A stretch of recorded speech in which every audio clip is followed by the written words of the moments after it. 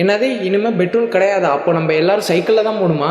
சென்னை, கோயம்புத்தூர், திருச்சி, தஞ்சாவூர், கும்பகோணம், மன்னார்குடி இது மாதிரி இடத்துல பெட்ரோல் காலி ஆயிடுன்ற ரூமர்ஸை நம்பி நிறைய பேர் கியூல நிக்கிறாங்க. ஆனா அந்த மாதிரி எதுவுமே நடக்காது. என்ன ப்ரோ சொல்ற அப்படின்னு கேட்டீங்கன்னா, ஆமா, ஈரான் வேர்ல்டுல ஆயில் ரிசர்வ் இருக்குல்ல, பெரிய கண்ட்ரீஸ்ல ஒண்ணு. இங்க என்ன பிரச்சனைனா, யூஎஸ் போட்ட சாங்ஷன்ஸ்னால ஆயில் எக்ஸ்போர்ட்டை நிப்பாட்டி வச்சிருக்காங்க ஈரான் ரெடியா தான் இருக்கு இந்தியாவுக்கு ஆயில் சப்ளை பண்றதுக்கு. ஆனால் யூஎஸ் போட்ட சாங்ஷன்ஸை ரிமூவ் பண்ணணும், இல்லை இந்தியாவுக்கும் ஈரானுக்கும் ஒரு ஸ்பெஷல் அக்ரிமெண்ட் வேணும். இப்போ இந்தியா என்ன பண்ணுறாங்க அப்படின்னா, அதர் கண்ட்ரீஸ்லாம் ஆயில்ஸை வாங்கி இந்தியாவில் ப்ராப்பரான சப்ளை நடந்துக்கிட்டு தான் இருக்குது. தமிழ்நாட்டில் 7000க்கு மேலே பெட்ரோல் பங்க்ஸ் இருக்குது. 21 நாளைக்கு ஆயில்ஸ் சப்ளை பண்ணுற அளவுக்கு ஸ்டாக் இருக்குது அப்படின்னு சொல்கிறாங்க கம்பெனிஸ். அதே மாதிரி தான் கேஸோட சப்ளை டிலே ஆகுமே தவிர இல்லாமல் போகிறதுக்கு சான்ஸ் கிடையாது. அப்புறம் ஏன் இந்த ஹோட்டல்ஸையும் பெட்ரோல் பங்கையும் மூடுறாங்க டெம்பரவரியா அப்படின்னு கேட்டிங்கன்னா, பெட்ரோல் பங்கில் ஒன்று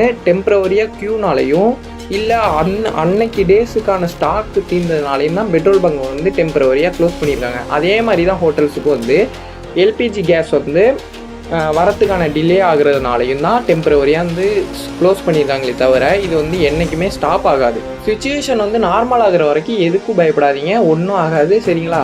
இந்த ரூமர்ஸ்லாம் நம்பிட்டு இருக்காதீங்க. ஓகேவா? பாய்.